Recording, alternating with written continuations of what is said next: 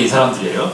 근데 그보다 한 해 전인 1884년에 알렌이라는 선교사가 이제 들어와서 이 사람 의사였는데 먼저 선교를 시작합니다. 공식적으로. 그리고 제물포 지금의 인천이죠. 들어와서 서울에서 선교를 공식적으로 시작하면서 한국 교회를 최초로 이제 시작한 사람, 공식적으로 시작한 사람이 1884년에 알렌이고, 그리고 1885년이 되면 이 사람은 의사였고 목사 선교사였던 언더우드, 그 다음에 아펜젤러가 1885년에 들어옵니다. 1885년이에요. 굉장히 이제 19세기 후반이라는 얘기입니다. 19세기 후반인 1885년, 4년, 5년에 처음으로 한국에 선교사들이 들어왔는데, 이게 사실상 전 세계적인 입장, 특히 이제 동아시아라는 다른 나라와 비교하면 이게 굉장히 늦은 시기였어요. 얼마큼 늦었냐면, 우리 바로 옆에 있는 중국에는 개신교, 천주교는 빼고 개신교 선교사를 가지고 얘기를 한다면, 가장 먼저 들어온 선교사가 로버트 모리스라는 선교사였는데, 이 선교사가 들어온 해가 1807년이에요. 그러니까 무슨 얘기냐면, 한국에 선교사가 들어오기 이전에 이미 80년 전에 먼저 중국에 선교사가 들어왔다는 얘기예요. 그러니까 80년이라 그러면 엄청난 세대 차이잖아요. 우리보다 40년 우리가 세대를 40년, 한 세대를 주로 40년으로 얘기를 하는데 최소한 두 세대. 만약에 우리가 할아버지, 할머니 정도로 본다면 우리보다 80세 더 많은 사람이면 뭐 고조 할아버지, 그거보다 더 할아버지 이런 일을 하는 사람이 되는 얘기죠. 근데 굉장히 빨리 들어왔어요. 1807년. 그 옆에 있는 일본에는 그럼 언제 들어왔느냐? 일본에 들어온 것은 1859년. 그러니까 중국보다 한 50년 정도 늦게 들어오고, 우리보다 30년 정도 늦게 들어왔어요. 왜냐하면 이때 드디어 이제 일본도 이제 소위 말해서 쇄국 정책을 풀고 서양과 이제 소위 말하는 이제 교역을 시작을 하게 된 거죠. 우리도 이제 마찬가지고요. 그렇게 해서 이제 굉장히 늦었습니다. 중국보다 80년 늦었고, 일본보다는 35년, 40년 늦었어요. 굉장히 늦었죠, 그죠?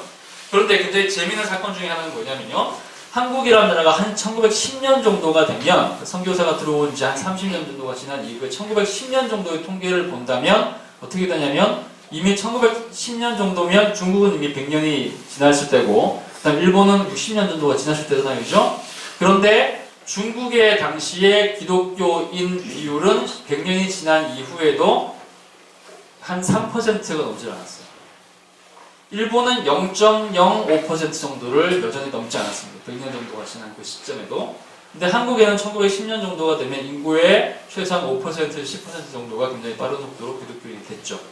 그러면서 많은 선교사들이 그때 당시에, 이거는 뭐 별로 지금 뭐 숫자로 별로 아닌 걸 생각할 수 있지만, 지금도 한국 기독교인 굉장히 많지만 엄청나게 개신교인들이 많은 것처럼 보이지만, 우리 전체 인구 중에서 개신교인 인구가 20%는 아직 안 돼요. 채 안 된단 말이죠. 그죠? 그렇기 때문에 이때 당시에 1910년대에 5%, 10%라고 얘기하면 이게 어마어마한 숫자가 되는 거죠. 어쨌든 간에 굉장히 빠른 속도로 성장을 하게 됐는데, 사람들이 굉장히 고민을 한 겁니다. 선교사들이 얘기한 거죠. 왜 도대체 한국에서는 이렇게 굉장히 빠른 속도로 한국교회가 성장을 했는가? 중국에는 100년이나 지났는데도 여전히 기독교인들이 그렇게 없고, 일본도 50년, 60년이 지났는데도 그렇게 선교사들이 열심히 노력을 해도 예수 믿는 사람은 거의 없고, 기독교인을 받아들이는 것처럼 얘기를 하지만 사실은 기독교인을 받아들이는 것이 아니라 서양 문명만 받아들이고 기독교인 여전히 배척하는 현상, 이런 것들이 막 있는데, 왜 한국에는 이런 식으로 굉장히 빠른 속도로 많은 사람들이 예수를 믿게 되고 교회가 막 엄청나게 많이 생겼는가라고 생각을 하게 된 거죠. 그러면서 그 사람들이 그때 당시에 뭐라고 얘기를 하냐면, 아마 1910년도 당시에 한 20년 정도가 지나게 되면 아마 한국은 필리핀 다음으로 아시아에서 기독교 국가가 되는 유일한 나라가 될 것이다, 이렇게 얘기를 했어요. 필리핀은 여러분 잘 아시는 것처럼 이미 한 80% 이상이 기독교인이거든요.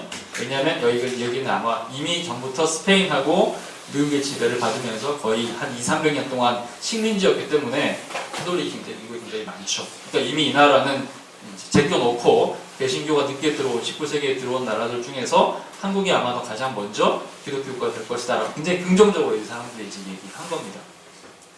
독특하죠? 그럼 도대체 왜 그랬을까? 왜 한국은 다른 나라들에 비해서 굉장히 빠른 속도로 기독교가 성장할 수 있었을까? 여기에 대해서 이제 많은 학자들이 이야기를 하고 많은 이제 토론들을 많이 하면서 그 원인, 한국교회가 다른 나라에, 특히 일본과 중국에 비해서 더 빠른 속도로 성장하게 된 이유에 대해서 한 8가지 정도를 가지고 주요한 이유들을 설명을 했습니다. 그걸 제가 여러분한테 지금 말씀드리려고 해요. 좀 잘 들어보십시오.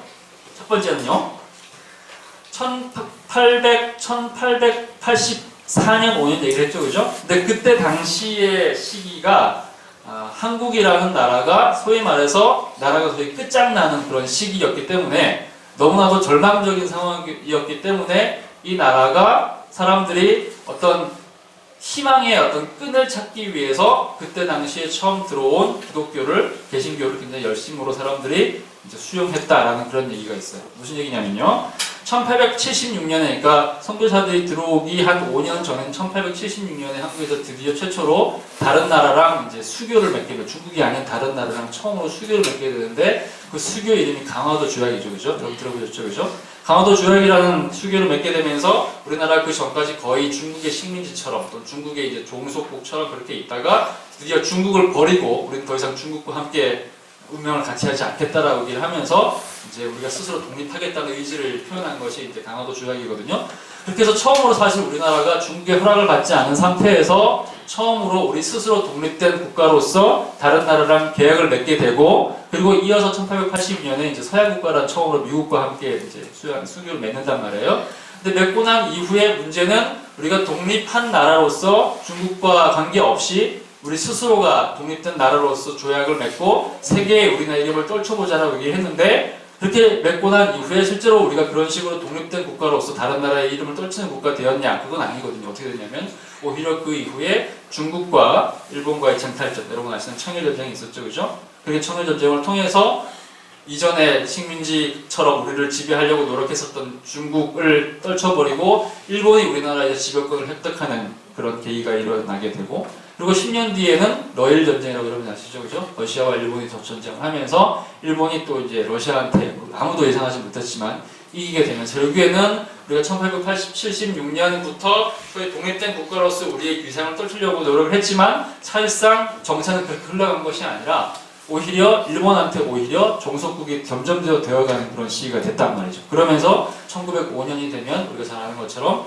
이제 을사늑약이라는 것이 이제 맺어지면서 우리가 거의 외교권을 아예 상실을 하고 거의 준 식민지로 편입이 되고, 그리고 1910년이 되면 아예 중국이 일본의 식민지로 완전히 넘어가 버린단 말이죠. 그러니까 1876년부터 시작해서 1910년까지 이르는 거의 35년이라는 이 기간이 사실상 한국에서 있었던, 한국은 전반적으로 우리가 조선 이전 다 거슬러 가도 우리가 아주 세계적인 나라였던 그런 경험은 한 번도 없긴 했지만 이 시기, 한 35년의 시기에 일어났던 엄청나게 많은 일들이 사실상 한국이라는 나라를 굉장히 이제 가장 최악의 상황으로 몰고 가는 그런 상황이었고, 특히 이제 나라를 이끌어가는 많은 그 위정자들, 지도자들의 마음에 이 나라가 이제는 끝장이 났구나, 더 이상 소망이 없구나, 아무것도 붙을 것이 없구나 라는 그런 절망적인 상황을 가져줬다는 거죠. 그러다 보니까 그 당시에 많은 사람들이 이제는 우리를 지금까지 이끌어왔던 불교도, 유교도, 우리가 갖고 있던 고전적인 어떤 전통도, 우리의 무기와 우리의 무력도 우리나라를 지킬 수가 없는데, 그럼 이런 상황에서 한국이라는 나라가 절망적으로 넘어가는 이 상황에서 우리를 지켜줄 수 있는 유일한 희망 같은 것들은 무엇이냐라고 고민을 하다가 많은 지식인들이 찾은 하나의 수단과 도구가 뭐였냐면 그것이 바로 기독교였다는 것이죠.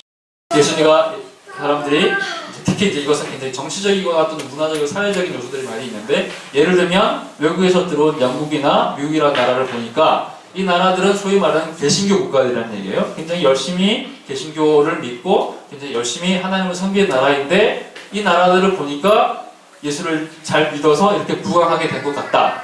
그러므로 우리도 영국이나 미국처럼 하나님을 잘 믿으면 우리도 부강해져서 결국에는 중국과 일본 같은 나라들을 떨쳐내고 우리도 저기 있는 전하늘처럼 위대하게 될 수 있을 것이다 라는 생각을 지식인들이 하기 시작했다는 얘기죠. 그죠? 그러면서 많은 지식인들 중심으로 이제 이런 종류의 이제 미션 스쿨들을 다니기 시작하면서 많은 사람들이 이제 교회를 다니면서 예수를 믿기 시작했다. 이런 종류의 설명이 하나가 있습니다. 물론 이 설명이 다는 아니에요. 그리고 또 초기 단계에서 예수를 믿기 시작한 사람들이 지식인들만은 아니었거든요. 그죠? 더 가난한 사람들, 소위 민중층, 여성들, 무식한 사람들이 많이 믿었는데, 이런 사람들이 꼭 이런 식으로 이제 나라의 부강이라든지 자강 이런 종류의 이유를 가지고 예수를 믿던 건 아니었겠죠. 그죠? 더 많은 영적인 이유들이 있었는데, 하여간 이제 설명하는 게 이런 얘기가 있다는 거죠. 이게 하나의 이유입니다. 두 번째 이유는 무엇이냐? 한국 기독교를 이제 이야기할 때 가장 독특한 현상 중에 하나를 얘기를 한다면, 다른 나라들, 그러니까 세상에 있는 어떤 나라, 중국은 일본을 말할 것도 없고 세상에 있는 어떤 나라들과도 다르게 선교사가 들어오기 이전에, 그러니까 모든 나라들은 기본적으로 선교사가 들어오고 난 이후에 가장 먼저 사람들에게 복음을 전할 거 아니에요, 그죠? 그리고 나서 교회가 생기거든요. 성경을 번역하는데 한 30년 정도가 걸리고, 그리고 성경을 읽게 하기 위해서 사람들한테 글자를 가르치고 사전을 만들고 이렇게 하는데 30년 정도 시간이 걸려요. 그러니까 대부분의 나라들에서는 처음 선교사가 들어오고 나서 교회를 세우는데 최소한 5년 정도가 걸리고, 그 다음에 성경을 번역하는데 30년 정도가 걸리고, 그렇게 하면서 소위 말한 자생적으로 각 한국 사람들, 각 현지인들이 리더가 돼서 목사가 되고 또는 이제 장로가 돼서 자기 자체의 교회를 이룩하는데 걸리는 시간이 최소 30년이기 때문에 선교사가 들어오고 난 이후에 그 일이 일어나는 것이 거의 기본적으로 이제 일어나는 현상들이죠. 여러분 상상이 다 되시죠, 무슨 얘기? 그런데 전 세계에서 19세기 역사까지를 쭉 봤을 때 전 세계에서 그런 일과 반대의 일이 일어난 유일한 나라가 한국이었습니다. 이게 무슨 얘기냐면 한국에서는 아까 얘기했던 1884년 5년에 처음으로 공식적인 선교사가 들어온다는 얘기를 했죠, 그죠? 그런데 한국에서는 1885년에 선교사가 들어오기 이전인 1882년에 이미 한국에 기독교의 공동체가 있었습니다. 이게 무슨 얘기냐면 이것이 성경 번역이라는 얘기라도 연결이 돼요. 제가 이제 얼마 전에 이제 우리 어른들 예배에서 설교했던 내용과 연결이 되는데 이런 얘기입니다. 한국에서 늦게 들어온 복음이 이제 늦게 들어온 거하고 관련이 있는데 이것 때문에 이제 생긴 현상 중에 하나인 거죠.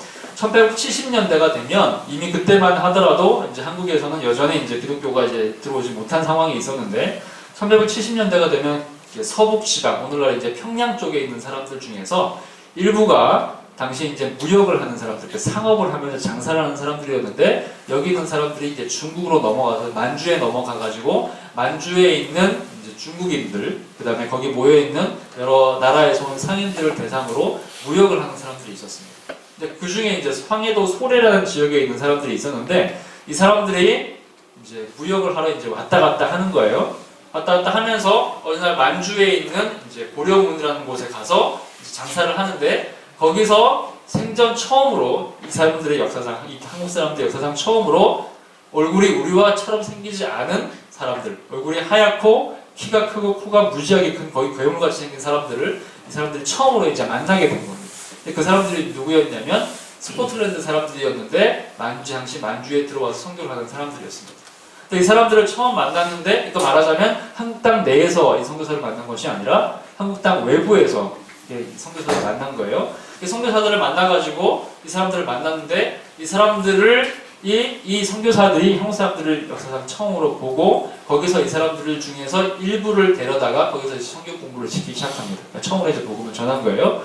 그래서 거기 있는 사람들 중에서 소수의 사람들이 이제 이미 만주에서 한국에 들어오기 이전에 이미 만주에서 예수를 믿기 시작합니다. 그러면서 예수를 믿기 시작하고 이 사람들이 모여서 선교사들의 지도를 받아서 처음으로 성경 번역을 하기 시작해요. 우리가 이제 읽는 이 성경이라는 것이 우리한테는 지금 너무 보편적인 것이지만 처음 이제 들어올 때 처음부터 모든 사람들과 성경을 갖고 있는 것은 아니잖아요, 그죠? 성경이 번역되는데 몇십 년씩 걸리거든요. 근데 이 사람들이 만주에서 이 선교사들을 만나가지고 예수를 먼저 믿은 다음에 성경 번역을 시작합니다. 그러면서 1882년, 79년 정도의 예수를 믿고 그리고 한 3년 정도 뒤인 1882년에 그러니까 선교사 공주가 들어오기 3년 전에 이 사람들이 성경 중에서도 우리가 알고 있는 성경 중에서도 신약 성경의 누가복음과 마태복음을 번역을 해냅니다. 1882년에. 그리고는 성경 번역된 그 성경을 가지고 이 만주에서 활동하던 이 한국 사람들이 한국으로 들어오는 거예요. 그래가지고 자기가 원래 있었던 출신 지역인 황해도 소래에다가 교회를 세웁니다. 그 교회가 한국 최초의 교회인 황해도 소래 교회가 되고 그리고 그 황해도 소래에서 이 사람들이 예배를 드리는데 예배를 드릴 때 이 사람들이 직접 번역했던 그 성경을 가지고 예배를 드리기 시작하는 거예요. 이것이 이제 이미 3년 전, 선교사 들어오기 3년 전에 일어난 일이죠. 이게 무슨 얘기냐면 한국 땅에서는 공식적으로 선교사들이 들어오기 이전에 이미 선교사들이 교회를 세우기 이전에 한국 사람들이 세운 교회들이 존재했고 그리고 이 교회를 통해서 공식적으로 예배가 드려지고 그리고 성경을 가지고 이 일을 하는 일이 이제 있었다는 얘기가 되는 거죠. 이것이 한국에서만 일어난 일이에요. 역사적으로 개신교 역사 어디를 봐도 지난 2000년 역사 속에서 한국 이외의 어떤 나라에서 이런 일이 일어난 적이 없었다는 거죠. 굉장히 독특하죠. 그래서 이런 종류의 한국에서는 다른 나라에서 일어나기 이전에 이미 선교사들이 들어와서 30년 동안의 엄청난 수고를 통해서 복음이 전해지는 그 역사 이전에 선교사들이 들어오기 이전에 한국 사람들 사이에서 이미 이런 일이 있었기 때문에 그 이후에 선교사들이 들어와서 이미 존재하는 기존 신자들과 기존 성경을 가지고 그것을 바탕으로 선교를 할 수 있게 되면서 다른 나라에 비해서 훨씬 빠른 속도로 기독교가 성장할 수 있는 기반이 마련됐다라고 많은 사람들이 이야기를 합니다. 굉장히 독특한 현상이죠. 근데 이것은 개신교만 그랬던 것은 아니에요. 여러분 천주교도 역사를 좀 살펴보시면 천주교도 우리나라에서 이제 천주교가 들어와서 그때 서학이라는 이름으로 학문대 이름으로 들어왔는데 그 학문대 이름으로 서학에 들어와서 굉장히 많은 사람들이 여러분 순교당하고 죽은 거 여러분 들어보셨죠, 그죠? 서울에 가면 여러분 이제 그 합정역으로 가면 합정역 옆에 양화진이라는 선교사 무덤들이 있습니다. 큰 무덤. 개신교 선교사들의 무덤이고 그 옆에 가면 절두산이라고 있어요. 들어보셨나요? 절두산이 뭐냐면 천주교 성지거든요. 절두산이 왜 절두산인지 아세요? 응? 뭐라고요? 처형한 거죠. 어떻게 처형했다고요? 그렇죠. 머리를 잘랐다는 얘기죠. 절은 자르다는 얘기죠. 절단한 얘기죠. 두는 머리거든요. 무슨 얘기냐면 언덕이 있는데 그 언덕에다 사람들이 이렇게 엎드리게 해놓고 무릎 꿇게 한 다음에 목을 친 거죠.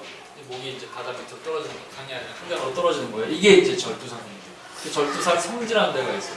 그러니까 한국에는 굉장히 많은 사람들이 이미 오래전부터 천주교에서도 이렇게 선교자가 났는데 한국은 천주교도 굉장히 독특합니다. 다른 나라들은 천주교 선교사들 들어와가지고 중국에서는 이제 16세기니까 1500년대, 일본 1800년에 들어와서 굉장히 많은 사람들이 죽었는데 그것도 굉장히 많은 사람들이 죽었지만 선교사가 들어오고 나서 일어난 일이거든요. 근데 한국은 어떻게 됐느냐? 이미 중국에서 유행한다는 천주교에 대한 사상을 한국에 있는 사람들이 듣고 우리도 그 얘기를 한번 배워보자 이래가지고 소위 말해서 이제 서학을 공부하는 사람들, 그러니까 그 당시 실학자들 중에 몇 명이 거기 있는 책을 이제 이미 수입을 해다가 자기네들 스스로 공부를 하면서 자생적으로 천주교 공동체가 생긴 겁니다. 그런 다음에 우리들끼리 모임을 가진 다음에 우리끼리 예배를 하니까 뭔 얘기는 잘 모르겠다. 그러니까 우리도 선교사를 요청하자 이래가지고 선교사를 요청을 한 거예요.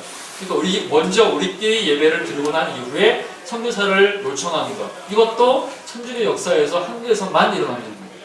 우리는 천주교도 마찬가지고 개신교도 마찬가지고 자생적 공동체가 먼저 생기고 그 다음에 선교사가 들어온 역사상 가장 독특한 기독교 역사를 가진 나라는 거죠. 이런 종류의 특징들이 한국의 기독교인의 빠른 속도로 성장하게 된 중요한 기반이 되었다라고 얘기할 수가 있는 거죠. 다음 세 번째는 뭐냐면요. 제국주의하고 기독교와의 관계입니다. 여러분 이제 중국 역사를 보면 중국에서 기독교가 굉장히 빠르게 성장하지 못한 이유 중에 하나는 뭐냐면요. 중국에서는 기독교를 전파한 주체가 영국 사람들하고 미국 사람들이죠. 그죠? 근데 동시에 중국이란 나라를 힘으로 정복한 주체도 역시 영국과 미국이었죠. 기억하시죠? 그죠? 1807년에 처음으로 선교사들이 들어왔다고 얘기했는데 모리슨이. 근데 여러분 아시는 것처럼 아편전쟁이라는 거대한 전쟁이 2차에 걸쳐서 중국에서 일어나게 되는데 그 전쟁이 일어난 시기가 1830년대입니다. 선교사가 들어오고 나서 한 20년 정도가 지나고 나서 중국에서 거대한 전쟁이 일어나게 되는데 이 전쟁을 통해서 사실상 중국은 거의 영국의 준식민지처럼 이제 전락을 하게 된단 말이에요. 근데 여러분 잘 아시는 것처럼 중국은 세계에서 가장 자존심이 강한 사람들이죠. 그죠? 지금도 마찬가지지만 특히 이제 지금은 많이 굴복하고 넘어지고 무너지고 해가지고 좀 많이 약화된 상태에서 지금도 그럼에도 불구하고 여전히 우리가 세계의 중심이다 이런 얘기 하고 있잖아요. 이런 나라다. 이름도 보시면 이미 중국인데 중국은 뭐냐면 세상의 중심에 있는 나라. 우리의 세상의 중심이다. 이런 사상이 지금도 여전히 중국을 지배하는 사상이거든요. 그런데 이때 당시만 하더라도 19세기 예판전쟁이 일어날 때만 하더라도 중국은 서양 사람들은 여전히 사람으로 보지 않았어요. 무슨 얘기냐면 중국 사람들이 우리를 부르는 원래 이름이 뭐였죠? 중국 사람들이 우리를 부를 때 동이족이라고 불렀다는 거죠. 이게 무슨 얘기죠? 동쪽에 있는 오랑캐라는 얘기거든요. 오랑캐라는 얘기는 뭐냐면 야만인들이라는 얘기죠. 그러니까 자기네들만 문명인이고 그 옆에 있는 다른 모든 나라 사람들은 말하자면 일종의 야만인들이고 오랑캐였죠. 우리는 동쪽에 있는 오랑캐, 그래서 동이었단 말이죠. 서양 사람들에 대해서도 중국 사람들이 역사적으로 내내 불렀던 표현이 뭐냐면 서이였어요. 서쪽에서도 온 오랑캐 이런 식으로 불렀단 말이죠. 이때 당시만 하더라도 무역을 하러 이제 영국 사람들이 왔었는데 이 사람들에 대해서도 여전히 우리보다 지위가 낮은 사람, 열등한 사람, 문명이 수준이 떨어지는 사람, 아무것도 모르는 이제 무식한 이제 돌대가리들 뭐 이런 식으로 생각을 해왔단 말이죠. 전쟁을 해도 당연히 자기들 이길 거라고 생각했던 거죠. 그런데 영국이 1830년대에 아편을 이제 영국에다 이제 중국에다 팔면서 사람들을 굉장히 이제 많이 마약으로 이제 중독시키기 시작하니까 이제 거기에 대해서 분노한 중국 사람들이 이제 영국의 이 아편을 다 이제 강에다 버려버렸어요. 배를 이제 불태워버리고 아편을 다 이제 바다에 버렸죠. 근데 그때 그러고 나서 이제 중국과 영국 사이에 전쟁이 벌어집니다. 근데 전쟁의 결과가 어떻게 되는지 여러분 잘 아시죠? 중국이 영국한테 완전히 그냥 초전에서 박살이 나버리고 아예 그냥 완전히 굴복을 해버리면서 아편 전쟁 이후에 우리가 알고 있는 가장 중요한 항구 5개를 영국에다 그대로 이제 그냥 다 할양을 해버리는 거예요. 그래서 우리가 아는 대로 홍콩, 얼마 전까지 영국 땅이었죠, 그죠? 홍콩, 상해, 그다음 난징 같은 가장 중요한 중국의 거대한 지금의 도시들, 이때 당시 형성된 도시들이거든요. 이미 영국한테 넘어가게 되면서 무슨 얘기냐면 영국과 중국이 싸웠는데 중국의 입장에서는 영국은 정말 오랑캐일 뿐인데 서양에서 온 오랑캐일 뿐인데 영국과 싸우면서 자기네 지금으로는 꿈에도 생각을 못했죠. 근데 이제 완전히 초전에 박살이 나버렸어요. 근데 그것도 전면전이 아니었잖아요. 무슨 얘기입니까? 영국 때 중국이 나라 대 나라를 붙은 게 아니었단 말이에요. 무슨 얘기냐면 중국이라는 거대한 나라의 본토에서 영국에서 온 함대 몇 개, 그러니까 배 몇 척과의 전쟁을 했는데 결국 그 영국에서 온 함대 몇 개의 중국이라는 거대한 나라가 완전히 박살이 나버린 거란 말이죠. 그죠? 그러니까 이것이 중국 사람들한테 얼마나 큰 자존심의 상처가 되겠어요. 아주 절망적인 상황이 되어버린 거죠. 중국이라는 나라는 역사적으로 그래본 적이 없는데 정말 자기가 무시했던 이런 나라한테 그것도 아주 굴욕적인 패배를 당하게 되고 또 아편 문제로 이건 너무나도 명백한 부도덕한 문제잖아요. 그죠? 그러면서 굴복을 해버리고 완전히 넘어가 버리니까 영국에 대한 증오심이 하늘을 찌를 듯하게 이제 된 거예요. 그리고 나서 영국한테만 그런 것이 아니라 그 이후에 영국과 연합한 프랑스, 그 다음에 독일, 그 다음에 이탈리아, 그 다음에 이후에 이제 일본 이런 나라들과 함께 연합된 이 군이 중국을 계속해서 이런 식으로 해서 공격을 하고 하면서 결국에는 거의 이제 19세기, 20세기가 넘어간 시점 정도가 되면 이제 중국의 거의 3분의 1 정도가 아예 이 나라들의 이제 속국으로 이제 다 식민지를 떼버리게 주어버린단 말이에요. 이게 무슨 얘기입니까? 이 사람들이 보기에, 중국 사람들이 볼 때는 결국에는 영국이든 미국이든 선교사를 보냈던 영국이든 미국이든 선교사가 순수하게 복음을 전하려 하든 아니면 뭐 어떤 의도를 갖고 있든 간에 결국에는 자기네 나라를 식민지화 시켜서 통치하고 아편을 팔아먹고 나라를 결국 망하게 한 나라라는 인식을 가질 수밖에 없죠. 그죠? 그러다 보니까 이제 이후에 이제 일본도 마찬가지인데 그러다 보니까 결국에는 제국주의자들의 선교사들은 말하자면 이 사람들이 경제적으로 또는 군사적으로 우리나라를 먹기 위해서 노력을 하는데 그 먹기 위해서 노력하는 그 과정에서 천병 역할, 앞서서 그 역할을 하는 가장 중요한 사람들을 선교사라고 생각하게 되는 거죠. 왜냐하면 선교사들이 언어를 가장 잘했으니까. 그죠? 그리고 선교사들은 외교관들이나 전쟁하는 사람들은 주로 해변이나 이런 데 도시들에만 있겠지만 선교사들은 구석구석 다 들어가잖아요. 그죠? 그러면서 중국어를 제일 잘하는 사람들이고 가장 열심히 중국 사람과 접촉하는 사람들이거든요. 또 무슨 얘기냐면 중국에서는 예수를 믿는다는 얘기는 뭐냐면 결국에는 영국화되는 것이고 미국화되는 것이고 그것은 무슨 얘기냐면 결국에는 소위 말해서 일종의 뿌락지가 되는 거예요. 무슨 얘기 아시겠죠? 말하자면 일종의 오염된 자들, 그러니까 스파이 역할을 하는 사람들로 기독교인들을 보게 되고 더 다른 말로 얘기를 한다면 결국에는 예수를 믿는 사람들을 내국노로 보게 되는 현상이 중국과 이제 일본에서 일어나게 되는 현상이라는 거죠. 이것이 이제 중국과 일본에서 기독교가 성장하는 데 큰 장애가 됐죠. 왜냐하면 기독교가 된다는 그 사실, 기독교를 믿는다는 그 사실이 결국 제국주의를 지지하는 것과 똑같은 의미가 되는 거죠. 근데 한국에서는 이것이 전혀 반대의 현상이 일어나게 되는 거죠. 무슨 얘기냐? 중국과 일본에서는 소위 식민지 세력이라는 것이 미국이고 영국이라는 얘기죠. 서양 사람들, 소위 말해 기독교를 전하는 사람들과 소위 이제 제국주의자들과의 관계가 굉장히 이제 밀접한 게 연결이 되어 있는데 한국에서는 제국주의자들이 미국이나 영국이 아니라 어느 나라 사람들이었죠? 한국을 식민지로 삼고 우리를 제국주의로 지배한 나라는 그냥 일본이란 말이죠. 그렇잖아요. 우리랑 전혀 다른 현상이 나타나는 거죠.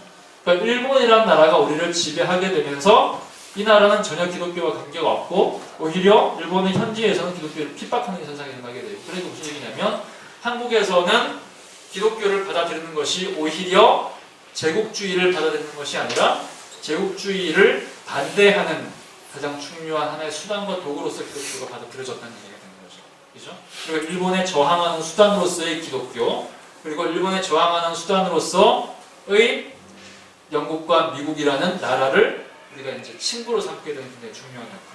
이런 종류의 현상이 이제 일어나게 되면서 굉장히 빠른 속도로 기독교가 이제 다른 나라에 비해서 확산되는 그런 이제 원인이 되었다. 이렇게 하는 분석도 있습니다. 자, 그리고 네 번째 얘기를 해볼게요. 그 다음은요. 종교적인 배경. 한국에 처음 선교사들이 들어왔을 때 가장 놀라운 식으로 이제 표현한 그 편지들이 있는데 그 편지들을 보면 이런 얘기가 있습니다. 한국은 아마도 지금은 예수를 믿는 사람들이 거의 없고 선교사 처음 들어와서 이제 집에다가 편지를 썼을 때요. 자기네 부모님들이나 친구들이나 아니면 이제 교회에다가 이제 보고 편지를 썼을 때 주로 뭐라고 얘기를 했냐면 한국이라는 나라는 굉장히 희망적인 것처럼 보입니다. 왜 희망적인 것처럼 보이느냐? 이 나라는 지금 정치 체계가 완전히 붕괴됐습니다. 나라가 거의 이제 절망적인 상황이니까. 그러니까 이 나라가 강력한 정부를 가지고 기독교의 전파를 막을 만한 그런 이제 강력한 어떤 요소가 없습니다. 또 한 가지, 한국이라는 나라에 와보니까 종교가 하나도 없는 것처럼 보입니다. 우리가 중국에 있었을 때는 우리 선교사들, 우리 선배 선교사들 얘기를 들어보니까 중국에는 가는 곳마다 거대한 도교 사원이 있고 거대한 불교 사원이 곳곳마다 있고 거대한 국가 사원이 곳곳마다 있어가지고 예수를 믿는다는 것이 얼만큼 어려운지를 보여줍니다. 일본에 갔더니 신사라는 것이 있는데 신도를 믿는 거죠. 천황을 믿는 신도라는 것이 있는데 곳곳마다 신도라는 어마어마한 신사들이 있고 이것들이 막 도시들마다 있어서 마치 오늘날 유럽에 있는 중심부마다 거대한 고딕 성당들이 있는 것처럼 거대한 이런 다른 종교의 신사들이 있어서 어떤 사원들이 있어서 이 나라가 철저하게 이제 소위 말하는 그러니까 불교 국가 또는 유교 국가 또는 이제 신사 국가라는 것을 보여주는 듯합니다. 근데 한국에 이런 것이 하나도 없습니다. 혹시 아시겠죠? 사람들이 가장 열심히 믿는 것처럼 보이는 샤머니즘은 다 여자들만이 하고 있습니다. 무슨 얘기인지 아시겠죠? 한국에서 샤머니즘, 소위 말하는 그 무당을 하는 사람들은 다 여자잖아요. 남자들이 하는 게 아니거든요. 우리나라는 특히 무당들이 다 여자들이잖아요. 이것은 여자들의 종교로만 전락한 것 같고 남자들 되게 별로 관심이 없는 것 같습니다. 중국에 있었던 일본에 있었던 그 거대한 절들이 한국에는 도시 하나도 없습니다. 그래서 종교가 하나도 없는 줄 알았더니 찾아봤더니 거대한 절들이 있습니다. 근데 절들이 다 산에 있습니다. 이 나라는 절들이 하나도 도시에 없고 모두 다 산에 있습니다. 그리고 거기를 가기 위해서는 엄청난 시간을 소요해서 올라가야 되고 그것도 믿는 사람들 다 여자밖에 없습니다. 이렇게 얘기를 한 거예요. 왜 그런지 여러분 아시죠?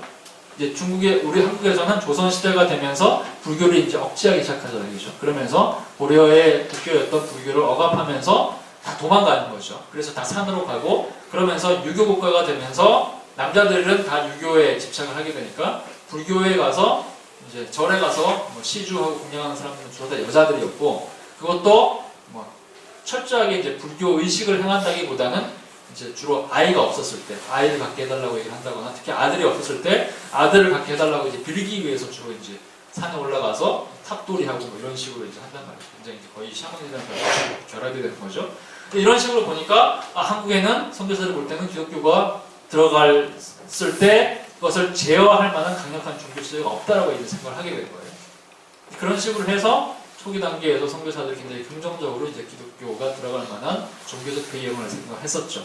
물론 그 이후에 시간이 지나면서 이 사람들이 기본적으로 불교도나 샤머니즘은 좀 무시하지만 이 사람들의 지배적인 종교는 유교고 특히 눈에 보이지는 않지만 각각의 집에서 드리는 그 제사 의식이라든지 유교적 체계들이 너무 강력해서 이것 때문에 기독교가 전파된 것이 굉장히 힘들구나라는 세상을 이유 알게 되긴 했지만 어쨌든 간에 이제 처음에는 그런 생각을 했었죠. 이것도 사실상 이제 다른 나라에 비해서 강력한 종교 체제로 이제 기독교의 이제 도입을 나갔던 다른 나라랑 조금 다른 현상 중에 하나였기 때문에 이것도 한국교회 성장의 중요한 요인 중에 하나였다라고 얘기할 수도 있습니다. 다섯 번째를 얘기하겠습니다. 다섯 번째는요. 한국에 들어온 선교사들이 굉장히 다양한 교파의 선교사들이 있었습니다. 그러니까 아까 얘기했던 원더우드는 이제 한국의 가장 최초의 목사인 장로교 선교사였고, 이 교회는 장로교 교회죠, 그죠? 그 다음에 다시 들어왔던 아펜젤로라는 사람은 감리교 선교사였습니다. 가장 처음 1885년에 들어온 게 이 두 사람들이었고, 그 다음에 그 이후에 4년 뒤 1889년이 되면 호주에서, 오스트레일리아에서 장로교 선교사에 들어옵니다. 다른 나라 사람이 들어온 거죠, 그죠? 그 다음에 1892년이 되면 미국 남부에서 남장로교 선교사들이 들어오게 되는데, 이 사람들은 장로교 선교사들이지만 미국 남부 사람들입니다. 근데 각각 나라들이 다르죠, 그죠? 교단이 다르고. 그리고 결정적으로 미국은 남과 북은 당시만 하더라도 거의 전혀 다른 나라라고도 과언이 아니에요. 왜냐하면 1860년에 60년부터 66년 사이에 미국에서 거대한 전쟁이 하나 일어나게 되죠, 그죠? 그 전쟁이 남북 전쟁이었단 말이죠. 남북 전쟁은 우리가 지금 생각할 때 일종의 내전, 그러니까 우리가 북한과 이제 남한이 싸우는 것 같은 그런 종류의 내전처럼 생각하지만 사실은 그보다 더 큰 전쟁이었어요. 왜냐하면 이미 독립된 국가로 이제 존재하는 상태에서 이제 남부가 독립을 선언을 하고 그 다음에 북부를 대항해서 싸운 전쟁이거든요. 근데 남부에 있는 사람들은 노예제를 지지하는 사람들이었고, 왜냐하면 이 노예제가 이 사람들을 먹고 살게 하는 거의 유일한 힘이었기 때문에 남부에서는 노예제를 지지했고 북부에서는 노예 해방을 지지했단 말이죠. 근데 이 나라가 둘이서 싸웁니다. 같은 미국 사람들인데. 그래서 싸우면서 이 두 나라가 4년 동안 싸우면서 그때 죽은 인구가 당시 미국 인구의 거의 4분의 1 정도 였습니다. 어마어마한 숫자가 죽는 거죠. 전쟁이 끝나고 나서 북부가 결국 승리를 하면서 남부를 독립을 선언했던 남부를 다시 흡수를 하면서 나라가 이제 겉으로는 하나가 된 것처럼 보여요. 그럼에도 불구하고 사실상 30년 정도 지난 이 시기까지만 하더라도 미국 남부에서는 자기네들을 한 번도 북부에 속한 사람들과 연방에 속한 사람들을 부르지 않았단 말이죠. 무슨 얘기냐면 여러분 이제 잉글랜드하고 스코틀랜드의 관계를 여러분 아시죠? 영국이라는 나라를 여러분들이 얘기할 때 잉글랜드 사람들을 영국 사람들이라고 부르면 안 된단 말이죠. 더 큰 개념이죠. 영국은 잉글랜드와 스코틀랜드와 웨일즈와 북아일랜드를 합쳐서 이제 잉글랜드라고 영국이라고 얘기하죠. 그 다음에 남쪽에 잉글랜드와 스코틀랜드가 있는데, 제가 이제 스코틀랜드에서 오래 살았으니까 스코틀랜드 사람한테 Are you British라고 물어보면 No라고 얘기해요. 근데 지리적으로는 맞거든요. 행정적으로 영국 사람 맞잖아요. 브리티시 맞잖아요. 그럼 Are you English라고 물어보면 어떻게 되는지 아세요? 죽음을 각오해야죠. 잉글리시 사람들한테 물어봐도 너 Are you British라고 물어보면 No, I'm English라고 얘기합니다. 무슨 얘기냐면 하나된 나라라는 정체성이 이 사람들한테 없어요. 그건 행정적으로만 그런 거예요. 오히려 나는 잉글리시, 나는 스코티시라는 그 강력한 이제 민족의 정체성이 있습니다. 스코틀랜드가 잉글랜드와 프랑스가 축구를 하면 스코틀랜드 사람들은 어디를 원할까요? 프랑스를 원합니다. 잉글랜드하고 독일이랑 전쟁을 하면 스코틀랜드 사람들도 2차 대전 당시에 독일과의 전쟁에서 엄청난 사람들이 죽었습니다. 수십만 명이 죽었단 말이에요. 독일은 우리의 사람들이 이제 원수 같은 사람들이죠. 우리가 일본, 미국 하듯이. 근데 독일하고 잉글랜드 싸우면 누굴 응원할까요? 그래도 독일을 응원합니다. 그러니까 스코틀랜드가 응원하는 팀은 정해져 있습니다. 스코틀랜드 아니면 팀 어게인스트 잉글랜드예요. 스코틀랜드를 응원하든지 아니면 잉글랜드와 싸우는 모든 팀을 응원하는 것이 스코틀랜드 사람들. 그만큼 적대감이 강한 거죠. 근데 이런 종류의 적대감을 미국 남부 사람들도 여전히 북부 사람들에서 가지고 있어요. 그래서 이 사람들한테도 지금도 미국의 남부에 있는 사람들한테 가서 너 미국 사람 내 국적이 뭐냐? 라고 물어보면 어떤 사람은 뭐라고 얘기냐면 I'm Southern 이렇게 얘기를 해요.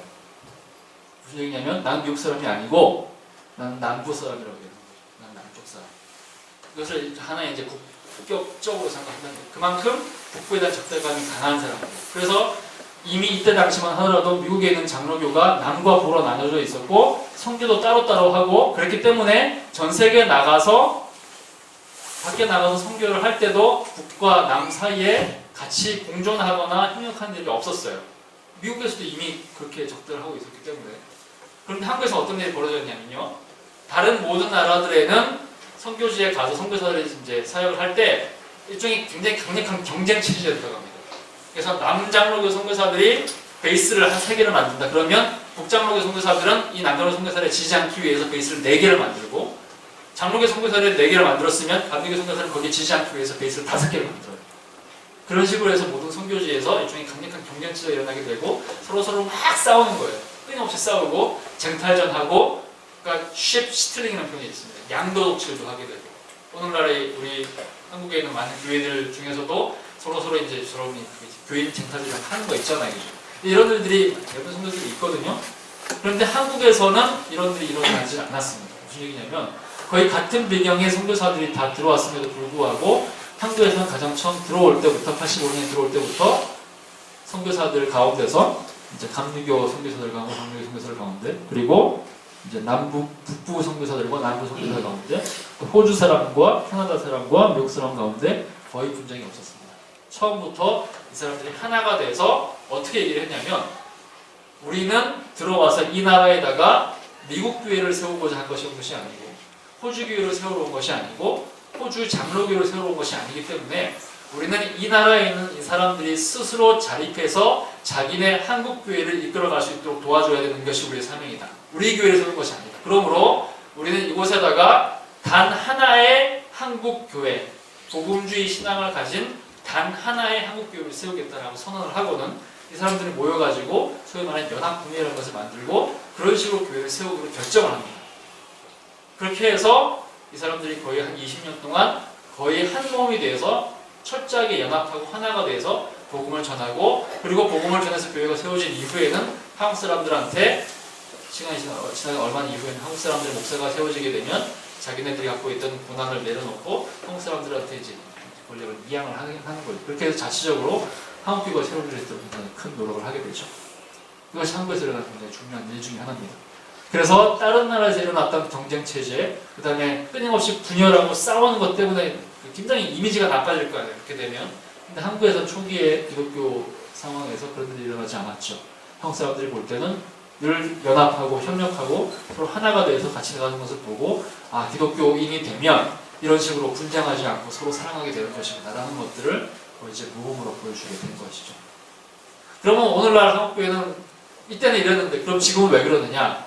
지금은 왜 이렇게 다 335로 다 나눠져 있고 교단들이 다 존재하느냐? 이유가 있었습니다. 선교사들은 하나가 되기를 원했는데 문제는 파송한 본국에서는 그걸 원하지 않았던 거죠. 무슨 얘기인지 아시겠죠? 이해가 되시죠? 상식적으로 선교사들은 하나가 되기를 원했지만 그들을 파송한 현지 교회, 미국에 있는 현지 교회와 교단들은 그것을 원하지 않았죠. 결국에는 이것이 결렬되면서 지역별로 이제 할당을 해서 그럼에도 불구하고 어쨌든 간에 지역별로 할당을 해서 각 지역별로 예를 들면 호남 지역은 남장로교, 경남 지역은 호주 장로교, 평양과 서울 지역은 이제 북장로교 이런 식으로 선교사들이 활동할 수 있도록 구획을 나눴죠. 근데 이것은 이제 한국에서 본국이 원하지 않았기 때문에 한국에 있는 선교사들이 할 수 있는 최소한의 이제 좋은 역할, 협력을 하면서 싸우지 않도록 역할을 분배하는 가장 최소한의 역할이 그런 것이었죠. 어쨌든 그런 식으로 해서 한국에서 굉장히 중요한 이제 특별한 이제 현상, 다른 나라에서 어떤 현상 중에 하나가 나타났다는 것이죠. 여섯 번째입니다. 아까 했던 것처럼 제국주의와 기독교가 한 몸처럼 느껴졌던 중국 얘기를 했었죠, 그죠?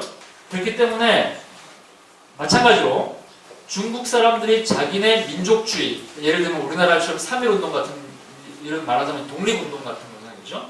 중국에서는 일종의 독립운동이 일어났을 때 그 독립운동을 지향했던 민족주의자들 다수가 결국에는 가장 먼저 공격한 대상이 누구였냐면 서양 선교사들과 기독교인이었어요. 아까 얘기했던 바로 그런 이유들 때문에. 그런데 한국에서는 식민지 시대 이후에 한국에서 민족주의를 일어나게 됐을 때, 예를 들면 3.1운동 같은 일어나게 됐을 때 그 3.1운동을 참여했던 사람들의 다수가 한국에는 오히려 기독교인이었다는 사실이 굉장히 중요합니다. 이게 무슨 얘기냐면요. 중국에서는 이런 일이 일어나지 않죠. 무슨 얘기냐면 중국에서는 민족주의를 내세우는 다수의 사람들이 자연스럽게 반제국주의자들이 될 수밖에 없고 그것 때문에 자연스럽게 반미국주의자 또는 반영국주의자가 되면 자연스럽게 반기독교인이 될 가능성이 굉장히 높죠. 그런 이유들 때문에. 근데 한국에서는 기독교인이 되는 것과 민족주의가 되는 것 사이에 갈등이 거의 없었습니다. 왜냐하면 우리의 적은 미국이나 영국이 아니라 일본이었기 때문에. 그래서 일본에 저항하는 민족주의 운동을 이끌었던 독립운동가들의 절대 다수가 천주교인들이나 기독교인이었던 이유가 바로 거기에 있습니다. 그죠? 기독교인이 되면서 동시에 민족운동과 독립운동가 되는 것이 전혀 어렵지 않은 상황이 이제 한국에서는 벌어졌다는 얘기죠. 그것을 가장 중명하게 이제 보여주는 사건이 3.1운동입니다. 3.1운동 당시에 우리가 뭐 독립운동을 선언했던 33명 중에서 반 정도가 기독교인이었다는 얘기 여러분 들어보셨죠, 그죠? 근데 당시에 전체 3.1운동 당시에 참여한 모든 사람들 중에서 한 20% 정도가 기독교인이었습니다. 공식적으로 교회에 소속된 사람들이었습니다. 그리고 여자는 65%, 전체 여자, 참여자의 65%가 기독교인이었습니다. 그러니까 전체는 20%, 여자만 따로 얘기한다면 65%. 별거 아닌 것처럼 생각할 수 있겠죠, 그죠? 20%면 그럼 나머지 8명 어디 갔느냐? 나머지 80% 어디 갔느냐? 중요한 사실은요, 당시에 한국 전체 인구 중에서 기독교인 비율이 1.5%밖에 안 됐어요. 무슨 얘기인지 아시겠습니까? 100명 중에 1명, 1.5명, 1명 또는 2명만이 기독교인이었던 그 시대에 독립운동에 참여한 기독교인의 숫자가 20명이 넘었다는 거죠. 여자로만 친다면 65.5명. 무슨 얘기인지 아시겠죠? 한국에서 기독교인과 민족과의 관계는 절대적인 관계가 있습니다. 물론 이것을 너무 지나치게 과장해서 전부 기독교인이다, 그래서 3.1운동은 아예 기독교 운동이라 얘기할 수는 없어요. 그렇게 얘기하는 건 과장된 얘기고. 그럼에도 불구하고 이제 어떤 사람들, 예를 들면 한국에서 지금 이제 일어나고 있는 반기독교 운동들 있잖아요, 그죠? 반기련이라는 그룹이 있는데 먹사, 개독교 이런 이름들을 엄청나게 많이 퍼뜨린 사람들이 있는데 그 사람들은 3.1운동에 기독교인의 공헌이 전혀 없었다, 뭐 이런 식의 얘기를 하기도 하거든요.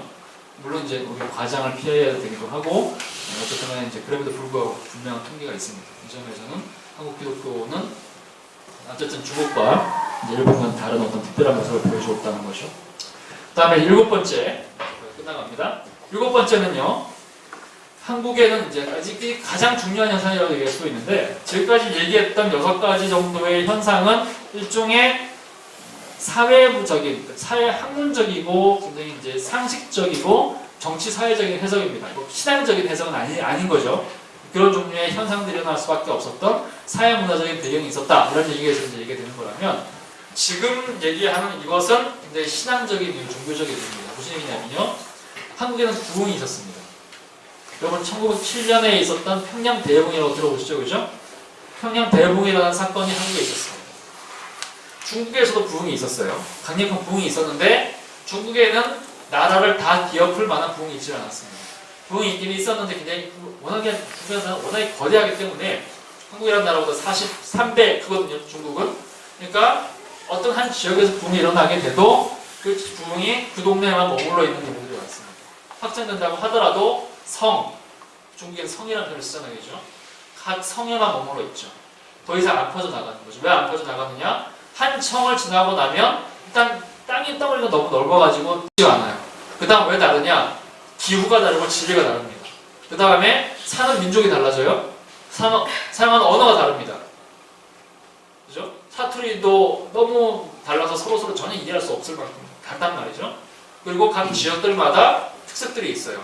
어떤 종교가 강하기도 하고 어떤 성향이 강하기도 하고, 그러다 보니까 중국에는 한 지역에 일어나는 부흥이 다른 지역으로 전파되기 굉장히 어렵죠. 그래서 머물러 있었습니다. 그러다 보니까 특정 지역은 굉장히 기독교인이 많지만 대부분의 다른 지역은 기독교인이 전혀 없는 그런 현상들이 나게 되고, 이것 때문에 중국은 전반적으로 부흥이 일어나기 굉장히 힘든 구조였죠. 일본은 어땠느냐? 일본은 부흥이라는 것이 일어난 적이 한 번도 없어요. 일본은 부흥 비슷한 것도 난 적이 없습니다. 심지어 교회를 다니는 사람들의 숫자가 늘어났다는 통계 자체도 거의 없을 만큼 중국, 일본은 정말로 기독교가 들어가기 힘든 척박한 땅이었습니다. 한국은 어땠느냐? 한국은 계속해서 기독교가 쭉쭉 성장했거든요.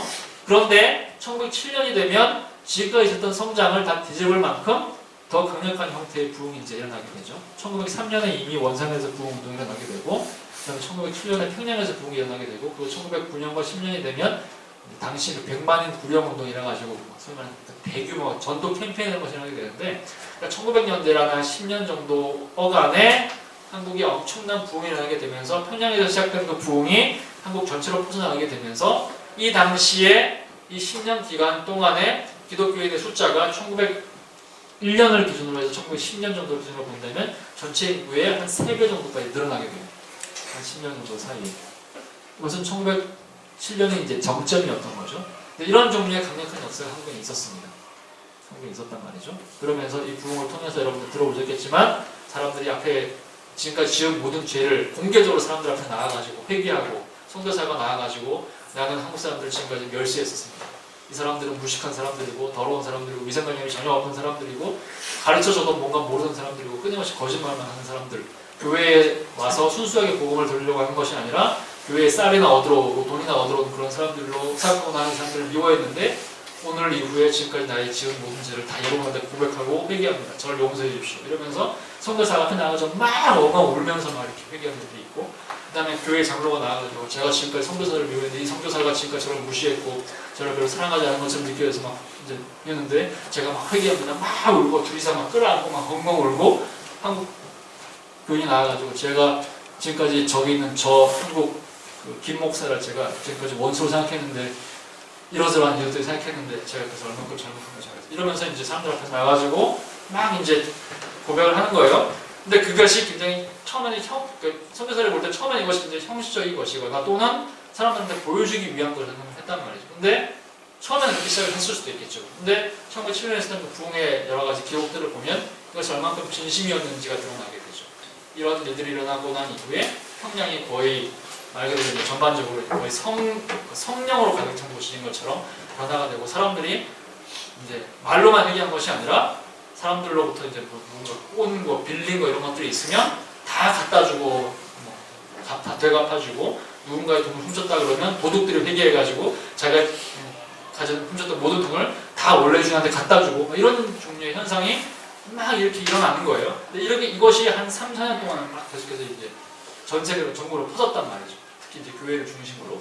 그러면서 진정한 부흥의 가장 중요한 요소 중에 하나가 회개, 죄를 회개하고 그 죄를 자기 스스로만 하나님 앞에 나아가서 용서하는 것뿐만 아니라 죄를 자기가 지었던 그 당사자한테 가서 모든 것을 다 고백하고 용서를 받고 다시 관계가 회복이 되고 그리고 용서를 받는 정도만 아니라 지은 죄에 대한 모든 보상, 대가까지도 자기들이 다 갖다 주면서 이제 다 해결하는 그런 일들이 실제로 17년대에 있었죠. 이런 일들이 있으면서 한국교회가 뜨거워지고 강력해지고 단단해지고 회개를 알게 되고 부흥을 알게 되고 그러면서 이후에 빠르게 성장할 수 있는 기반들을 마련하는 계기가 한국에 있었습니다. 이것은 정말로 말하자면 하나님께 특별하게 역사하셔서 한국에 보여주신 선물 같은 역사였다고 할 수 있는 것이죠.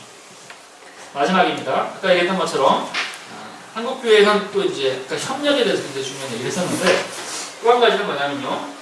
자립. 그러니까 한국 다른 나라와 또 비교해서 이제 가장 중요한 이유 중에 하나는 선교사들이 아무래도 복음을 전하다 보면 현지에 있는 사람들을 별로 믿어하지 못하는 경우들이 많아요. 그러니까 교회를 세웠는데 그래가지고 현지인들을 훈련을 시켜가지고 교회를 맡기려고 하는데 아무리 봐도 어떤 노력을 기울인다고 하더라도 선교사들이 보기에는 현지인들이 부족해 보이는 거죠. 왜냐하면 언어적으로도 부족하고 성경도 잘 모르는 것 같고 신학 훈련을 많이 받은 것도 아니고 교회 자체도 약하고 그리고 지금까지는 선교사들이 돈을 줘서 선교사들이 돈을 가지고 교회를 운영을 해왔는데 돈을 빼버리면 이 교회가 여전히 살아남을 수 있을까? 그죠? 이렇게 고민할 수밖에 없잖아요. 지금도 그런 식으로 한국 선교사로서 외국에 나가는 많은 사람들이 그것 때문에 언제 자기가 빠져야 될지를 거의 결정을 못한단 말이에요. 이게 굉장히 중요한 문제거든요. 근데 한국에 들어왔던 선교사들은 이미 중국에서 이런 종류의 시행착오를 겪었던 중요한 선교사 중 하나였던 네비우스라는 선교사를 통해서 교육을 받으면서 이미 한국에 선교사들이 들어와서 교회가 실제 자립도 하기 이전에 교회가 막 개척되는 그 시기에 모여가지고 어떤 결정을 내렸냐면 우리가 앞으로 개척할 교회는 절대적으로 3자 원칙에 의해서 운영되는 교회가 되어야 된다. 무슨 얘기냐면 현지인들이 스스로 자치하는 교회, 스스로 이제 리더가 돼서 교회를 이끌어가는 교회, 다음 자립, 스스로가 헌금을 내고 스스로가 돈을 가지고 운영하는 교회. 그러니까 서양 사람들의 돈에 의해서 지배받지 않는 교회를 만들겠다. 그리고 자전하는 교회, 스스로 복음을 전해서 교회를 확장시킬 수 있도록 스스로가 이제 복음을 전하는 교회를 만들겠다. 이게 3자 원칙이거든요. 근데 이 원칙에 의해서 처음부터 교회를 운영을 했습니다. 그래서 어떻게 됐냐면 예를 들면 영국이나 중국 같은 경우는 어떤 한 교회를 짓는다. 어떤 교회에서 한 사람들이 이제 한국 사람들이 이제 교회를 짓게 됐다. 처음에 이제 한 세상 사람들이 모였을 때는 선교회 집에서 모이다가 사람들은 늘어나게 돼서 한 50명, 60명 되면 이제 이 집에 모일 수가 없잖아요. 근데 그렇게 되면 자연스럽게 교회를 짓는단 말이에요. 근데 교회를 지을 때가 되면 대부분의 다른 나라에서는 선교사들이 그에 들어가는 자금을 다 냈습니다. 만약에 1,000만 원이 들어간다. 그러면 1,000만 원을 다 해외 선교부에서 돈을 가지고 오는 거죠. 그래서 교회를 짓도록 도움을 주는 거죠. 우리도 지금 보면 한국 교회, 우리 교회가 어느 아프리카 어느 나라, 캄보디아 이렇게 라오스에 있는 교회 지역에다 우리가 교회를 지어줬다 이래가지고 막 열심히 좋아하고 막 선교사들은 막 이렇게 앞에서 막 사진 찍고 막 부의하고 교회에서 막 보여주면서 우리가 교회를 지어줬다 이러면 되게 좋아하잖아요. 근데 그것이 굉장히 중요한 일이지만 이것이 굉장히 어떤 면에서는 굉장히 악한 영향일 수도 있다는 얘기죠. 왜냐하면 스스로 교회를 지은 것이 아니기 때문에. 한국에서 어떤 일이 벌어졌느냐? 처음부터 한국에서는 모든 교회는 스스로 짓도록 하는 원칙을 정했습니다. 그러니까 초기의 단계에서 예를 들면 1,000만 원이 필요하다 그러면 선교부에서는 한 100만 원 정도만 지원을 하는 거예요. 나머지 900만 원은 한국 사람들이 이제 내도록 하는 겁니다. 근데 그때 당시 한국이 너무너무 가난한 나라잖아요. 900만 원은커녕 1인당 9,000원도 내기 힘들 만큼 대부분 가난한 사람들이고 말 그대로 이제 우리나라 옛날 그 표현대로 똥구멍에 찌르게 가난한 사람들이 거의 대부분이었단 말이에요. 밥 먹고 사는 거는 거의 밥 먹고 사는 것도 힘들 만큼 춘공기, 보릿고기 이런 것들을 겪는 사람들이란 말이죠. 그러니까 처음에 선교사들이 굉장히 우려했죠. 어떻게 이 가난한 사람들이 자기네 먹을 것도 없는데 교회 지을 돈을 낼 수가 있느냐라고 얘기를 했는데 우리가 믿음으로 이것을 한번 해봅시다라고 사람들이 이제 이야기를 하고 결정을 내리고 그렇게 하고 그것을 한국 사람들에게 통보했을 때 한국 사람들이 보여준 그 태도가 정말 정확할 만한 태도였습니다. 무슨 얘기냐면 교회를 짓는다라는 통보가 내려오잖아요. 9,000원이 필요하잖아요. 그럼 어떻게 되느냐? 그 사람들이 자기네 집에 돈이 없는 사람들은 어떻게 하느냐? 자기네 농사를 내려놓고 자기 몸이 오는 건데요. 그래가지고는 직접 그 건물을 짓고 아니면 산에 돈이 없는 사람은 산에 올라가가지고 뒤에 있는 산에 이제 옛날에 나무 이제 막 베는 게 자유로웠으니까 산에 있는 나무를 베다가 그 나무를 가져와서 이제 자재를 댄다거나 아니면 집에 있는 최소한 그거라도 할 수 없는 사람들은 자기네 집에 있는 배추라도 뜯어와서 일하는 사람들한테 이제 밥을 김치를 만들어줘서 밥이라도 먹게 한다거나 자기네 집에 있는 쌀 일주일 동안 이제 쌀 한 분도 거의 못 먹을 만한 사람들이 이렇게 쌀을 다 퍼와가지고 일하는 사람들한테 먹이면서 이제 건축을 할 수 있도록 도움을 준다거나. 그러니까 돈이 없는 사람들은 몸으로 와서 일을 하고 그것도 할 수 없는 사람들은 자기네 집에 있는 뭐라도 들고 와서 다 이렇게 헌신을 하고 이거 돈을 낼 수 없는 사람들은 돈이 있는 사람들은 돈을 다 냈지만 돈이 없는 사람들은 자기네 집에 하나밖에 없는 소를 팔아가지고 이제 헌금을 하고 그러면서 선교사들의 편지를 굉장히 많이 나오는데 어떻게 표현하냐면 어느 날 선교사들을 만났는데 교회가 건축된 이후에 선교사가 이제 어느 날 한 교인을 신방을 가서 만났는데 그 교인이 이제 선교사 앞에 와서 막 껄껄 막 운다는 얘기죠. 또 왜 우느냐 그랬더니 내가 하나님의 교회를 건축을 하는데 정말로 많은 것들을 바치고 싶고 온 것을 다 바치고 싶었는데 우리 집에 있는 것이 소 한 마리밖에 없어가지고 내가 소 한 마리밖에 못 바친 것이 너무나도 안타까워서 이렇게 가슴이 아프다 이러면서 막 엉엉 우는 거예요. 근데 그런 종류의 기록들이 모든 선교사들의 편지에 끊임없이 나옵니다. 그러니까 내가 더 바치고 싶고 더 헌신하고 싶고 모든 것을 더 드리고 싶은데 가진 것이 없어서 이것밖에 드릴 것이 없어서 운다는 얘기죠. 그러니까 이런 종류의 고백들이 끊임없이 교회에 기록들이 나옵니다. 그러면서 거의 대부분의 교회들에서 선교사들이 쓴 편지에 보면 말을 들면 교회를 짓는데 1,000만 원이 필요하다 그러면 거의 대부분의 교회들이 항상 연보로 모인 돈은 2,000만 원, 3,000만 원 정도가 되고 교회를 짓고 나서 남는 1,000만 원, 2,000만 원으로 이제 앞으로 이제 교회 운영을 하게 되고 그리고 이제 한국에 있는 한국인 그 지도자들에게 이제 봉급을 주는 거죠. 이것도 잘 이긴 거죠. 선교사들이 주는 돈을 가지고 월급을 주는 것이 아니라 한국 사람들이 이제 모은 그 돈을 가지고 월급을 주게 되는 그런 일들. 근데 이런 일들이 한국에서 가장 초기부터 일어나게 됐다는 얘기죠. 그렇게 해서 가장 빠른 속도로 서양에서는 다른 나라, 또 영국인, 중국이나 일본에서 일어나지 않았던 현상 그대로 한국에 있는 사람들이 그렇게 세상에서 가장 가난한 사람들이었음에도 불구하고 여러분 아시는 것처럼 당시 한국은 세계에서 가장 가난한 나라였거든요. 정말 뒤에서 두 번째도 아니고 뒤에서 세 번째도 아니고 말 그대로 가장 가난한 나라. 그럼에도 불구하고 세상에서 가장 빠른 속도로 자립할 수 있었던 교회가 자립할 수 있는 나라가 한국이었어요. 이것이 바로 한국이라는 나라가 그렇게 빠른 속도로 기독교가 성장할 수 있었던, 교회가 성장할 수 있었던 중요한 계기였다. 이런 식으로 해서 한 8가지 정도가 이제 우리나라의 초기 기독교의 성장 요인을 보여주는 중요한 요인입니다. 자, 이 모든 요소들 하나하나만 다 가지고 이야기를 하더라도 이것들이 바로 한국교회의 초기 단계의 그 부흥을 이끌었던 가장 중요한 이유다라고 얘기했지만 실제로는 이 것 중에서 어떤 특정한 하나 아니라 이 모든 요인들이 당시의 시대적인 배경과 다 연결이 돼서 특별히 무엇보다도 거기에다가 하나님께서 이제 특별한 은혜를 베푸셔서 이런 일이 일어났다라고 얘기할 수밖에 없겠죠. 그래서 오늘 우리가 본 본문에 의하면 그렇죠. 주께서 내게 응답하시고 나의 구원이 되셨으니 내가 주께 감사하리이다. 주 건축자가 버린 돌이 진 모퉁이의 머릿돌이 되었나니 이는 여호와께서 행하신 것이요 우리 눈에 기이한 거다. 무슨 얘기냐면 건축자가 버린 돌이 있습니다. 건축자 건물을 지으려고 할 때 좋은 돌을 가져다가 건물을 지어야 되잖아요, 그죠? 근데 건축자가 보기에도 건물을 짓는 건물주가 보기에도 이 돌은 너무 쓸모가 없어서 도무지 이 건물을 짓는데 사용할 수 없다라고 생각하는 그런 돌이 있단 말이죠. 그런 돌은 어떻게 하겠어요? 당연히 버릴 거 아니에요. 갖다 버린단 말이죠. 왜냐면 못 쓰니까. 이 건물에 전혀 도움이 안 되니까. 그런데 그렇게 해서 버린 돌이 경우에 따라서는 각 집을 짓는 건물을 짓는 모퉁이돌이 될 수가 있습니다. 모퉁이돌은 주춧돌을 얘기하는 거죠. 모든 건물을 지을 때 가장 중요한 뼈대가 되는 중심되는 돌이 모퉁이돌인데 이렇게 버림받은 돌이 모퉁이돌이 되는 경우들이 있어요. 그죠?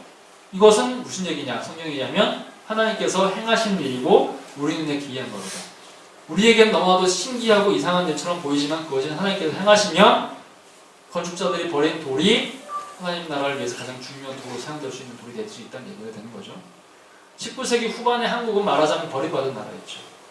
아무도 주목하지 않은 나라였고 세상에는 그 누구도 몰랐던 나라였죠. 세상에서 한국의 나라를 누가 압니까? 지금도 한국의 나라를 우리가 외국에 나가면 잘 모르거든요. 너 차이니즈냐, 자파니스냐 그러죠. 우리는 삼성도 있고 현대도 있고 우리는 기아도 있다 그러면 그게 진짜 일본 기업인 줄 알았어. 한국 기업이었어. 난 몰랐어. 지금도 그런단 말이에요. 그죠? 우리나라 지금 엄청나게 발전한 이 시기만 하더라도 근데 이때 당시에 한국이라는 나라를 도대체 누가 알았는 얘기죠. 아무도 모르는 나라고 선교사들마저도 외면해서 중국으로 가고 일본으로 가고 나서 남은 선교사들이 온 나라가 한국이거든요. 아무도 주목하지 않았던 나라, 아무도 생각하지 않았고 세상에 존재하는지도 몰랐던 세상에 가장 가난한 그 나라, 말하자면 건축자가 버리는 돌덩어리에 지나지 않았던 그 나라였는데 그 나라의 기독교가 모퉁이돌이 되면서 전 세계를 선도하는 기독교 국가는 아니지만 기독교적인 메시지를 가장 강력하게 선포하는 나라로 성공할 수 있었다는 거죠. 무슨 얘기입니까? 하나님께서 하신 일이 그것이 얘기하는 그 기이한 일인가라는 것을 보여주는 얘기죠. 마찬가지입니다. 우리가 한국교회라는 얘기를 쭉 이제 한국교회 지금 굉장히 많은 어려움들에 처해 있고 여러 가지로 우리가 슬픈 많은 일들을 우리가 일어나고 있지만 그럼에도 불구하고 한국교회가 초기 단계에서 이렇게 하나님께서 특별한 은혜를 베푸셔서 이런 식으로 성장할 수 있었던 것은 하나님의 특별한 도우심이 있었죠. 마찬가지로 오늘날 우리에게도 그런 도우심이 필요하고 마찬가지로 오늘날 우리에게도 그런 기이한 일을 하나님께서 주시기를 소망하는 마음이 있어야 하는 것이죠. 마찬가지로 여러분과 함께 여러분에게 이것을 개인적으로 적용한다고 하더라도 여러분들이 혹시나 지금의 여러분들의 삶과 여러분들의 처한 처지와 여러분들의 지금 처해 있는 상황이 스스로 건축자로부터 버림받은 돌처럼 여겨지는 상황이 여러분에게 있다고 할지라도 여러분 스스로에게 그런 느낌을 가진다고 할지라도 여러분 그것을 가지고 여러분 스스로 버리시면 안 되죠. 왜 그렇습니까? 하나님께서 기이한 일을 행하시고 그 일을 행하시면 여러분들이 마치 초기 단계의 한국교회가 전 세계에서 가장 위대한 기독교 국가로 발전할 수 있었던 것처럼 여러분의 삶에서도 하나님께서 그런 일을 이루실 수 있기 때문에 그렇다는 것이죠. 그렇죠? 네. 그것이 여러분의 삶에 일어날 수 있기를. 그리고 초기 단계에서 우리에게 주어졌던 그 한국교회가 은혜로 순전하게 성장했던 부흥의 비결이 오늘날 한국교회가 다시 한번 일어날 수 있게 되기를 예수님의 이름으로 간절히 기도하고 축원합니다. 네. 기도하고 축도하고 마치도록 하겠습니다. 하나님 감사드립니다. 한국 푸른교회 주님께서 허락하여 주시고 이 교회에서 하나님의 말씀을 듣고 주의 말씀을 따라서 성장할 수 있는 우리 공동체를 허락하심을 감사드립니다.